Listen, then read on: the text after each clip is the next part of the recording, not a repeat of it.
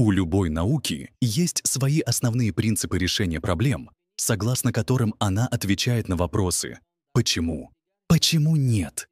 И нет в мире науки, которая могла бы однозначно ответить на наш вопрос.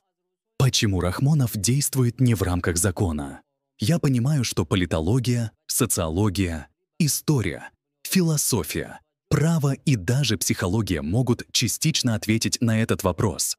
Но поскольку Эмомали Рахмонов — новое явление на горизонте мировой политики, экономики, культуры, искусства, производства и современной социологии Таджикистана, мало ученых в этих областях, которые заинтересованы в том, чтобы докопаться до корней этого монстра нашего политического мира и раскрыть нам, кто этот монстр. Либо они боятся и замолчали, словно под научным молчанием. Они не берут на себя научную ответственность. Либо продали расстояние в залог нарушителю прав за очень дешевую цену. Пусть скажут, что, кто, где.